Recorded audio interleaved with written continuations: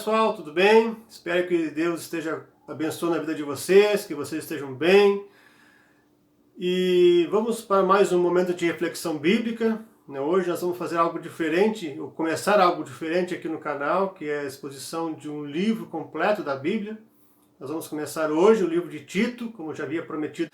E nós sempre vinha fazendo mensagens aleatórias, sobre temas diversos. Agora nós vamos mergulhar dentro de um livro, que é o livro de Tito. Talvez um livro pouco conhecido, Ele é um livro mais da final do Novo Testamento, depois de 1 e 2 Timóteo. É uma das cartas de Paulo e tem muito a nos ensinar, principalmente com relação a quem escolher para liderar a igreja. Como também devemos dar bom testemunho como pessoas de fé, pessoas cristãs. E também como a salvação e a justificação que Deus nos oferece por meio de seu Filho Jesus podem nos influenciar na vida de fé, no nosso dia a dia, para que possamos também demonstrar isso com nossas ações e também com nossas palavras. Antes de irmos para a mensagem, eu convido você, se você ainda não se inscreveu aqui no canal, se inscreve para que você possa também participar e receber sempre novos vídeos a cada semana. Se você não clicou no sininho para receber as notificações, clica para que toda vez que eu enviar um vídeo para o YouTube te avise que você tem um vídeo novo e você pode assistir em primeira mão. Também, se no final do vídeo você gostou do vídeo, curte ele, compartilhe ele nas suas redes sociais para que mais pessoas possam ver o vídeo e também crescer na palavra de Deus. E deixa seu comentário aqui embaixo, diga o que você achou. Partindo então para a mensagem de hoje, para essa série que vai incluir várias mensagens, uma por semana, nós vamos começar o livro de Tito com a leitura do capítulo 1, versículos 1 a 4, que é a mensagem de introdução e saudação do apóstolo Paulo. Diz o texto: Paulo, servo de Deus e apóstolo de Jesus Cristo, segundo a fé dos eleitos de Deus e o conhecimento da verdade, que é segundo a piedade. Em esperança da vida eterna, a qual Deus, que não pode mentir, prometeu antes dos tempos dos séculos. Mas a seu tempo manifestou a sua palavra pela pregação que me foi confiada, segundo o mandamento de Deus, nosso Salvador. A Tito, meu verdadeiro filho, segundo a fé comum. Graça, misericórdia e paz da parte de Deus Pai e da do Senhor Jesus Cristo, nosso Salvador. A carta de Paulo a Tito é uma das cartas chamadas cartas pastorais. Nós temos 3 cartas pastorais no Novo Testamento, que é a 1 e 2 Timóteo e o livro de Tito. Todas elas escritas pelo apóstolo Paulo. As demais cartas que nós temos do apóstolo Paulo são conhecidas como epístolas gerais. E por que essas 3 cartas são conhecidas como cartas pastorais? Porque justamente são dirigidas aos pastores, Tito e Timóteo, pelo apóstolo Paulo. E tanto Tito como Timóteo, eles vão orientar os pastores das comunidades cristãs da região onde eles estão. No caso aqui, Tito está em Creta, na Grécia, uma ilha perto da Grécia. E Tito vai orientar os pastores das igrejas locais como se deve orientar uma comunidade cristã, como se deve se portar a liderança, como deve se viver como cristão. Então, justamente por isso, também chama-se carta pastoral. Uma outra diferença é que as epístolas gerais eram escritas a igrejas, para várias pessoas no primeiro momento. Aqui ela é dirigida a uma pessoa só, no caso a Tito e Timóteo. Depois ela vai ser dirigida aos líderes das igrejas. E, claro, consequentemente, às pessoas da comunidade. Diferentemente das outras cartas do apóstolo Paulo, que a gente chama de epístolas gerais, Aqui a carta de Tito trata de questões próprias e que tem a incumbência de cuidar de uma comunidade de cristãos, como eu já havia falado antes. A epístola contém instruções a um líder de uma comunidade local e de quais qualificações observar ao escolher um líder para uma comunidade cristã. Além de destacar as qualidades essenciais de um presbítero, o apóstolo Paulo destaca o cuidado que devia ser dispensado para com os cristãos idosos, jovens, mulheres, servos e etc.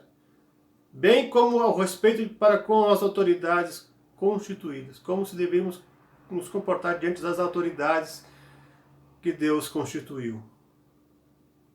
O apóstolo Paulo, conhecido também como apóstolo dos gentios, deixou Tito em Creta, uma ilha do mar Mediterrâneo situada a sudeste da Grécia, para organizar a comunidade cristã que surgiu em função do seu trabalho missionário desenvolvido pelo próprio apóstolo Paulo em uma de suas viagens missionárias. E aqui a gente aprende uma coisa muito interessante. Paulo, além de pregar o evangelho, formar novas igrejas, ele nunca perdeu o contato com as comunidades que ele formou e ele sempre orientava aquelas comunidades a andar no caminho correto. Não basta a gente muitas vezes só plantar igrejas ou evangelizar, é necessário também orientar continuamente essas pessoas para que elas andem conforme a boa vontade de Deus, que é boa, perfeita e agradável. Mas, afinal de contas, quem é Tito? O nome Tito é amplamente difundido na antiguidade. Há um cônsul romano conhecido com esse nome. Tito era alguém que não era judeu. Provavelmente ele era grego, o que não quer dizer que ele seja oriundo da Grécia. Paulo cita ele em 3 de suas cartas. Paulo fala sobre Tito em 3 de suas cartas. 2 Coríntios 2, 13, Gálatas 2, 1 e 3 e 2 Timóteo 4 e 10. 4:10.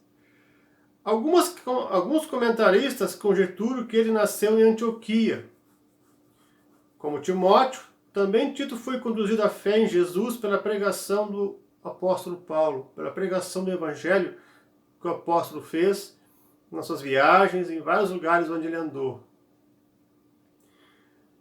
Por isso ele o chama de verdadeiro filho na fé, lá em Tito 1, versículo 4, como lemos há pouco. Paulo também vai escrever sobre Tito. Para mim, Tito é companheiro ou parceiro. Para vós, meu colaborador, todos, porém, são irmãos, apóstolos das igrejas, um brilho de Cristo. Vejam só como Paulo se refere a Tito, um brilho de Cristo. E isso nos lembra daquele texto que lá de Mateus 5,16, onde Jesus diz, 5:14, 16, que nós devemos ser luz do mundo. Praticar, e através da prática da nossa fé, as pessoas vejam as boas obras em nós e glorifiquem a Deus nos céus. Brilho de Cristo. É assim que Paulo denomina seu cooperador Tito. Tito gozava de alta consideração por parte de Paulo, como lemos em 2 Coríntios 8, 16 a 23. Ele já era colaborador do apóstolo antes de Timóteo, quando acompanhou, junto com Barnabé, ao concílio dos apóstolos. Lá em Gálatas 2:1 nós encontramos essa referência. Tito era um homem de grande autonomia, além de ser estável e zeloso, alguém fiel e firme nas suas convicções de fé. Paulo posicionava diante dele mais como alguém que pede e menos como alguém que emite orientações e ordens. Tal era a intimidade que eles tinham. Paulo confiou a Tito missões delicadas e difíceis, como, por exemplo, por ordem na igreja de Corinto. Uma igreja que estava enfrentando problemas, especialmente que questionava a autoridade de Paulo, pois havia falsos profetas que estavam se intrometendo na igreja, como os os judaizantes que queriam voltar às práticas antigas do Antigo Testamento. Mas Paulo confiou em Tito e enviou ele para cuidar daquela igreja. E também Paulo confiou a Tito a organizar a vida da comunidade cristã da ilha de Creta, que é a que nós vamos estudar agora, que também é uma comunidade extremamente difícil e complicada, como nós vamos ver nos próximos estudos. Tito também visitou Dalmácia, ao norte do mar Adriático, conforme lemos em 2 Timóteo 4, versículo 10, visita a qual não temos muitas informações. Sobre a datação deste livro, que ano ele foi escrito? Provavelmente ele foi escrito na mesma época que Paulo escreve a primeira carta a Timóteo, por volta do ano 62 a 64 depois de Cristo. Entre o primeiro aprisionamento de Paulo em Roma, que foi no ano 62 depois de Cristo, e o seu segundo aprisionamento em Roma e sua execução no ano 64 a 67 depois de Cristo. Nessa época é que o livro de Tito provavelmente foi escrito. Um pouco agora sobre a estrutura do livro. No capítulo 1, versículos 1 a 4, nós temos a saudação inicial. No capítulo 1, versículos 15 a 16, Paulo fala ao seu discípulo Tito sobre as condições pessoais que deverão ser achadas nos crentes, especialmente dos que assumem responsabilidades na igreja. Capítulo 2, versículos 1 a 15, Paulo aconselha Tito sobre como instruir a vários grupos sobre questões pastorais e para animá-lo a conduzir-se sempre de forma exemplar diante de todos os crentes. Capítulo 3, versículos 1 a 11, Paulo orienta Tito que os ensinamentos sobre a justificação e a salvação pela graça de Deus e sobre a ação do Espírito Santo fundamentam a exortação do apóstolo Paulo para que Tito se mostre firme no governo e na edificação espiritual da igreja. E finalmente, a última parte, a carta é concluída com algumas instruções pessoais e uma breve forma de bênção, capítulo 3, versículos 12 a 15. Agora vamos à exposição do texto, começando pelo versículo 1, que nos diz o seguinte: Paulo, servo de Deus e apóstolo de Jesus Cristo, segundo a fé dos eleitos de Deus e o conhecimento da verdade, que é segundo a piedade. Paulo começa a se apresentando como servo de Deus. O apóstolo começa a carta louvando a Deus e chama pessoas mortais e comuns para trabalhar em sua obra. Paulo era uma pessoa comum que nem eu e você. Não era um super-homem, mas era alguém chamado, uma pessoa igual a nós, para edificar a igreja de Cristo, como nós também somos chamados. Claro que não dá para comparar o nosso ministério com o ministério de Paulo, que foi alguém que foi na época que Jesus estava formando a base de sua igreja. A palavra grega aqui para servo, nesta passagem, é a palavra doulos. Essa palavra significa alguém que pertence a outro, um escravo, sem quaisquer direitos de propriedade próprios. Alguém que se submete à vontade de outra pessoa. E aqui Paulo era alguém que se submetia à vontade de Cristo.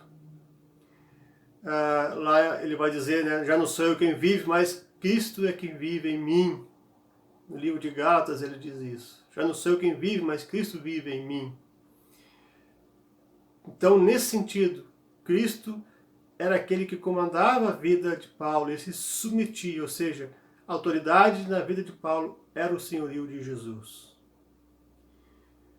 Também essa palavra significa alguém que perdeu os seus direitos próprios e entregou a outra pessoa. No caso, Paulo entregou sua vida totalmente naquele dia em que ele estava indo para Damasco e Jesus apareceu no caminho, ele cai do cavalo e ali ele se converteu. E a partir dali ele tornou-se alguém que perseguia a igreja, alguém que veio agora trabalhar para ser servo de Cristo e construir igrejas, plantar igrejas, ser um missionário na presença de Deus. Ironicamente, doulos, né, que significa servo, ou escravo, é usado com a mais alta dignidade do Novo Testamento. Ou seja, é usada por crentes que voluntariamente vivem sob a autoridade de Cristo como seus seguidores devotados, como Paulo era. Quando a gente entende o que Cristo fez por nós no Calvário, que Ele nos comprou com o seu sangue, como diz 1 Coríntios 6,20, né? Porque fostes comprados por um bom preço. Glorificai, pois, a Deus no vosso corpo e no vosso espírito, os quais pertencem a Deus. Nós nos submetemos a Deus com grande alegria e o servimos incondicionalmente, com amor e compaixão. Pois ao se entregar por nós na cruz, Ele nos libertou da morte e do inferno. E venceu todas essas coisas por nós. Paulo, quando se converte no caminho, quando Jesus aparece para ele no caminho para Damasco, e ele chega à fé pela ação do Espírito Santo em sua vida, ele compreendeu muito bem isso. Por isso, a alegria de Paulo era Cristo. Alegrai-vos no Senhor, outra vez vos digo, alegrai-vos, diz Paulo lá em Filipenses 4:4. E era Cristo que vivia nele, conforme está escrito em Gálatas 2:20. Fui crucificado com Cristo. Fui crucificado com Cristo. E assim, já não sou eu quem vive, mas Cristo vive em mim. A vida que agora vivo no corpo, vivo pela fé no Filho de Deus, que me amou e se entregou por mim. Palavras fortes e significativas que mostram quanto Paulo amava a Cristo e quanto era importante para ele o ministério. Era mais importante para ele ser fiel ao Senhor do que os prazeres deste mundo também. Aqui é a única vez no Novo Testamento que Paulo se intitula como servo de Deus. Nas demais cartas, Paulo se intitula como servo de Jesus, como em Romanos 1:1, Gálatas 1:10 e Filipenses 1:1. O título servo de Deus é antigo, sendo usado somente para os profetas, como Abraão, Moisés e Davi. Por meio desse título, que era incomum ao Novo Testamento, Paulo se posiciona ao lado dos patriarcas e profetas. Provavelmente ele o faz em vista dos cristãos judeus hereges, para que a sua palavra ganhasse mais relevância e autoridade, e também pudesse evangelizar essas pessoas que estavam longe de Cristo. Mas o texto continua. O texto continua dizendo, segundo a fé dos eleitos. E aqui também uma coisa meio interessante. A palavra grega aqui para segunda fé é katá, palavra do grego, que significa propriamente para baixo de, ou de um plano superior para um inferior. Nesse sentido, o trabalho do apóstolo Paulo, que é um servo de Deus, é transmitir o que vem do alto e que está fundamentado naquilo que Deus fez e faz continuamente. Pois todas as coisas têm sido sua origem em Deus, inclusive a fé, especialmente a salvação, como lemos, inclusive a fé e a salvação, como lemos em Efésios 2:8. Porque pela graça sois salvos mediante a fé, e isso não vem de vós, é dom de Deus. Aqui a fé deve ser entendida como ser crente, e não como doutrina da fé. Trata-se da fé pessoal dos eleitos de Deus. 2 Timóteo 2, versículo 10, diz que Deus destaca Deus como aquele que elege de cima para baixo, não é? Que escolhe os seus. E o interessante que vamos ver neste livro, Deus não nos elege simplesmente por eleger e salvar, mas para que possamos dar frutos também. É assim que o próprio apóstolo Paulo escreve em Efésios 1:4. Como também nos elegeu nele antes da fundação do mundo, para que fôssemos santos e irrepreensíveis diante dele em amor. A fé sem obras é morta, vai dizer também o livro de Tiago.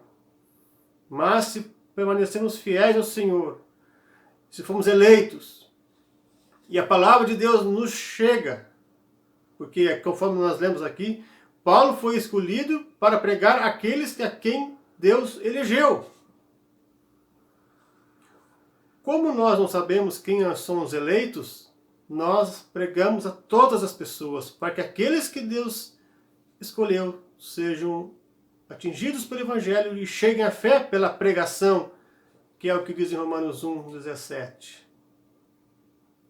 Veja, aqui nós encontramos claramente essa questão de que Deus capacita pessoas para pregarem aos seus que já foram eleitos antes da fundação do mundo, conforme nós vamos ver mais adiante. E não só chegar à fé, essas pessoas deveriam chegar, mas elas devem ser santas e irrepreensíveis na presença de Deus, dando bom testemunho do Evangelho e pregando a palavra para atingir mais eleitos e mais pessoas. O texto continua dizendo, e o conhecimento da verdade. Essa verdade que o apóstolo proclama é uma verdade que liberta do pecado, da morte e do inferno. É a palavra viva do Deus vivo, que além de nos conduzir à fé em Cristo, nos orienta como ser igreja, como ser liderança na igreja, como nos comportarmos no mundo para dar bom testemunho. Basicamente, é isso que a carta de Tito nos orienta. Além disso, neste texto não está em jogo o conhecimento da verdade em si, mas um conhecimento que seja condizente com a felicidade profunda de quem desfruta a presença de Deus.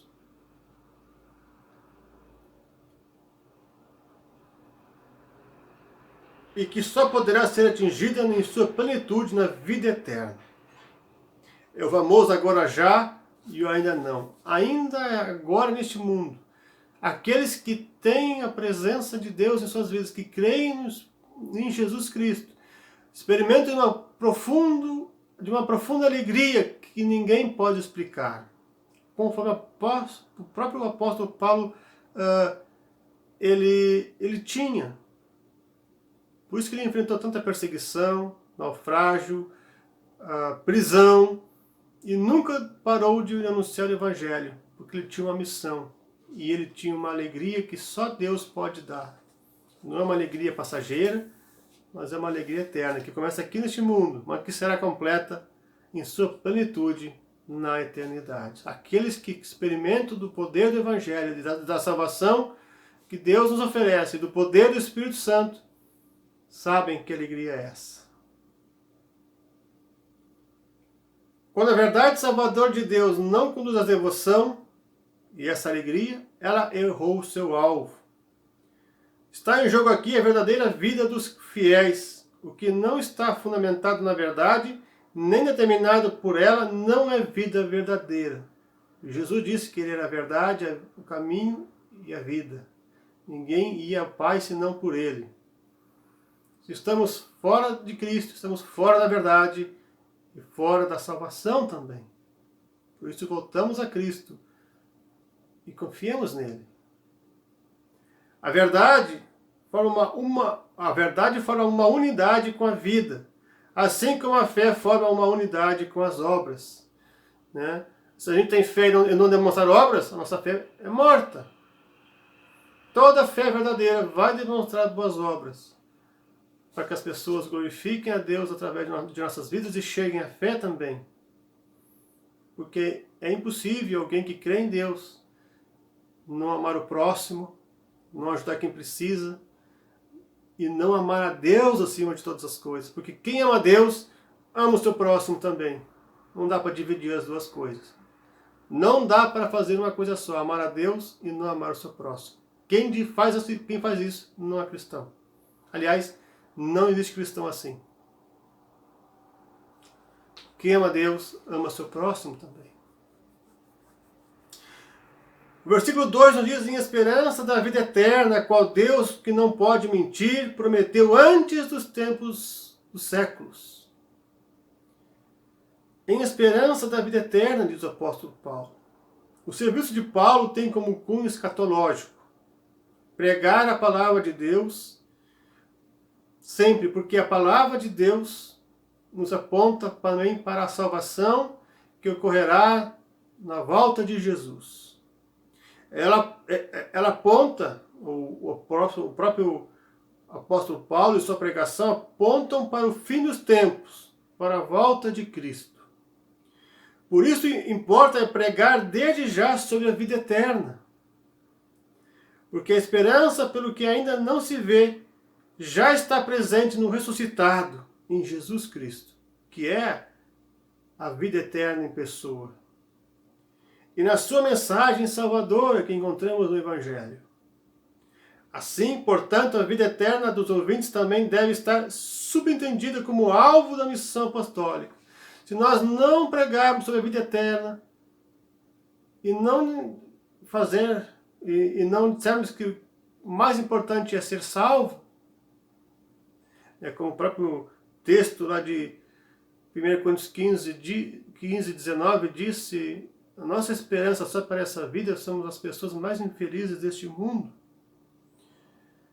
Nós não estamos fazendo um trabalho corretamente na obra da evangelização, porque o nosso desejo, além de levar o evangelho, é desejar que outras pessoas cheguem à salvação também. Por isso, a pregação sobre a vida eterna deve estar constantemente sendo feita, para que as pessoas entendam o propósito de Deus com a sua palavra e qual é o plano maravilhoso que Ele tem para cada um de nós, através da morte e ressurreição de seu Filho na cruz. Contudo, a vida eterna continuaria sendo um desejo infundado e até mesmo pura ilusão sem um Deus eterno que não mente. Pois, como escreve o próprio apóstolo Paulo, se a nossa esperança em Cristo se limita apenas a esta vida, somos os mais infelizes de todos os homens. A vida eterna é o nosso alvo. O próprio Paulo vai dizer, prossigo para o alvo e deixo para trás aquilo que já passou. Mas o alvo aqui é a coroa da vida eterna, a qual Deus, que não pode mentir, prometeu antes dos tempos e dos séculos. Números 23, 19 diz que Deus não é homem para que minta, e nem filho de homem para que se arrependa. E lá em 2 Timóteo 2, 13 também lemos, se formos infiéis, ele permanece fiel, não pode negar-se a si mesmo. Deus é um ser que não mente. Ao presentear, por meio de sua graça, os crentes que creem em Cristo com a salvação eterna, Deus está cumprindo uma promessa feita antes da fundação do mundo, segundo os seus próprios desígnios. O que Deus prometeu, Ele é capaz de cumprir e também há de cumprir, conforme lemos em Romanos 4, 21. Antes que houvesse mundo, Deus já havia destinado a salvação para a humanidade. Deus conhece todas as coisas, tanto do passado como do futuro. Nada está oculto aos olhos de Deus. Antes mesmo de que houvesse queda, Deus já havia elegido os seus, já havia elegido o Salvador e já havia preparado todas as coisas para redimir o mundo dos seus pecados. Vejam quão maravilhoso Deus é, em que não nos abandonou, mesmo sabendo que nós estaríamos o traindo. Mas Ele nos amou tanto e ainda assim criou todas as coisas. Mas também tudo coopera para o bem daqueles que amam a Deus e tudo deve ser feito para a honra e glória do nosso Senhor Jesus. E tudo foi feito para que Ele fosse glorificado e o autor da salvação também. Por isso, criamos o nome poderoso de Jesus, porque Ele nos salvou e quer continuar, que nós sejamos seus instrumentos neste mundo, quer continuar nos usando. Versículo 3 diz, mas a seu tempo manifestou a sua palavra pela pregação que me foi confiada, segundo o mandamento de Deus, nosso Salvador. Como diz Hebreus 1:1, havendo Deus antigamente falado muitas vezes e de muitas maneiras aos pais pelos profetas, a nós falou-nos nesses últimos dias pelo Filho, Jesus Cristo. O desígnio eterno foi revelado na plenitude do tempo, conforme diz Marcos 1,15, que na plenitude do tempo Deus enviou o seu Filho ao mundo. E ele é o Verbo encarnado a quem pregou o Evangelho. E precisamente essa palavra de Deus é reproduzida e proclamada agora pelo apóstolo Paulo, que foi chamado também pelo próprio Jesus. Assim como deve ser proclamada por cada um de nós a palavra. O próprio Jesus disse que veio para pregar o Evangelho, conforme lemos Marcos 1:38. Não podemos deixar da responsabilidade de pregar, ensinar e orientar os cristãos na fé, conforme Paulo faz no seu ministério. Ele não só pregou e formou igrejas, ele orientou também as igrejas que ele formou. Palavra que foi confiada segundo o mandamento de Deus, nosso Salvador, conforme diz o final do versículo 3. Um dos textos que nos fala do mandamento de Cristo de ir ao mundo e proclamar o Evangelho é Marcos 16:15. E disse-lhe Jesus: ide por todo o mundo, pregai o Evangelho a toda criatura. Também nós vamos encontrar um texto de Mateus 28:18-20. Ide a todas as nações e proclamai o Evangelho, ensinando-os a guardar tudo o que vos tenho ensinado. São dois textos básicos que nós encontramos sobre o ide de Jesus. Até aqui, nesses 3 versículos, nós vamos ver a descrição da origem, da peculiaridade, do conteúdo e do alvo do serviço apostólico de Paulo. Deus, que promete e deseja salvação redentora para todas as pessoas, é a única origem desse serviço de salvação. Paulo evangeliza por causa de Deus e com vistas a Ele. E não por causa dos humanos, nem por causa da sua saudade, miséria e perdição. Justamente por isso, na verdade, ele evangeliza para os humanos, porque visa conquistá-lo unicamente a partir da misericórdia divina que age também nele. Apóstolo é um conceito corrente em todo o Antigo Testamento, em todo o mundo antigo. Mas o conceito de que ser apóstolo é um serviço é uma novidade completa no Novo Testamento. Deus deseja fazer com que, por meio do serviço humilde de seu mensageiro, a boa nova, o Evangelho de Jesus, seja proclamada a todos. O conteúdo da proclamação é clara, é Jesus, o Redentor, aquele que morreu, ressuscitou e redimiu a humanidade. Ele é a palavra da salvação, a palavra encarnada, a palavra da graça e da vida, que traz reconciliação, que mostra a verdade. Em suma, ele é a palavra de Deus aos seres humanos, é o Verbo que se fez carne. O alvo dessa palavra, por meio da proclamação, e quando a ouvimos como palavra de Deus, ele desperta a fé salvadora nas pessoas.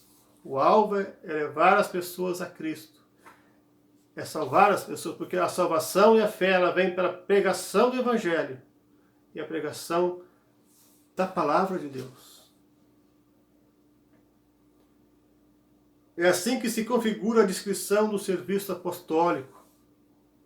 A palavra apóstolo significa enviado, né? Aquele que foi enviado ao mundo. E assim como os apóstolos foram enviados ao mundo para pregar o Evangelho, inclusive o apóstolo Paulo, nós também somos enviados a pregar o Evangelho. Como diz lá Isaías, a quem há de ir? Quem há de ir por nós? A quem enviarei? Aí Isaías responde, envia-me a mim. Envia-me a mim. Eu irei. Que nós possamos ter essa mesma disposição, seja onde nós somos enviados, tem uns que são enviados para longe, outros para perto, outros para o seu trabalho, e outros para desenvolver um trabalho em comunidades. Enfim, Deus tem os lugares certos para as pessoas certas. O último versículo do texto de hoje, nós lemos que o seguinte: a Tito, meu verdadeiro filho, segundo a fé comum, graça, misericórdia e paz da parte de Deus Pai e da do Senhor Jesus Cristo, nosso Salvador. Paulo refere-se a Tito como o meu verdadeiro filho, segundo a fé comum. Paulo foi aquele que discipulou a Tito. Tito chegou à fé por causa da proclamação do Evangelho de Paulo em uma das suas viagens. E ele não deixou Paulo não deixou o Tito sozinho, ele discipulou e acompanhou ele, até o ponto de chamar meu filho na fé. Segundo a fé comum. Tito chegou à fé em Cristo por meio da pregação do apóstolo.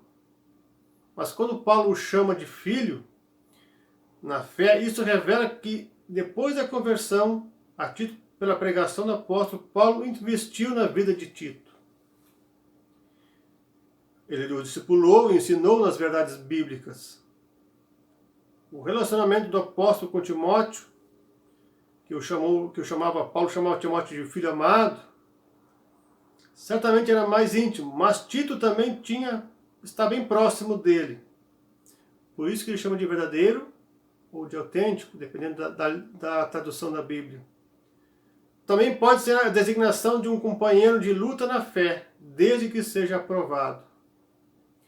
Para ser um companheiro de Paulo não era qualquer pessoa. Era alguém que tinha que demonstrar sua fé, provar sua fidelidade ao seu Senhor, que era Jesus, que era o mesmo Senhor de Paulo. Embora eles eram cooperadores, eles tinham um Senhor em comum, que era Jesus. E é esse que eles deviam fidelidade. Pois quando se tem fidelidade a Jesus, se tem fidelidade também aos companheiros de serviço, aos companheiros na evangelização e de ministério. Deveria ser alguém fiel à palavra de Deus e fiel a Jesus. Era um verdadeiro filho na fé segundo a fé comum. E aqui a fé comum apoia-se sobre o relacionamento espiritual entre pai e filho. Em outras ocasiões, Paulo também escreve a fé em comum compartilhada com todos os discípulos de Jesus, ou todos aqueles que creem em Jesus. Com todos que participam da salvação oferecida por Jesus. Entendida nesse sentido, assim, a universalidade e a validade geral ou participação geral na fé representada por uma preocupação que a Bíblia nos dá a entender bastante clara, que todos que creem sejam salvos. A fé comum são todas as pessoas que creem em Jesus. Não é uma fé qualquer, não é uma fé num Deus falso, mas um Deus vivo, que morreu, ressuscitou e está vivo. Então, essa fé nós também fazemos parte. Essa fé comum, essa fé que Deus nos dá por meio do seu Filho, através do Espírito Santo, que desvendou a nossa cegueira espiritual, nos tirou das trevas e nos levou para a sua maravilhosa luz. É essa fé que nós somos chamados a vivê-la e também anunciá-la. O texto termina com uma pequena bênção, né? Graça e paz de Deus Pai e do Messias Jesus nosso Redentor. Que assim a graça e a paz também que Paulo desejou a seu companheiro Tito, também possam nos acompanhar na nossa vida diariamente. E possamos também assim testemunhá-la do Evangelho. Que a graça e a paz de nosso Deus, que excede todo entendimento, possa nos encorajar e possamos aprender nesse texto de que devemos continuar sendo enviados ao mundo, responder ao chamado de Deus de pregar o Evangelho para todas as pessoas, para que as pessoas que são eleitas por Deus cheguem à fé e conheçam, e possamos ser instrumentos na mão de Deus para a salvação de todo aquele que crê. Que Deus nos abençoe, nos guarde, que essa mensagem de introdução do livro de Tito possa ter também feito sentido na vida de cada um, e que no próximo encontro possamos estar juntos na continuação do estudo do livro de Tito. Que Deus nos abençoe. Fiquem todos na paz de Cristo.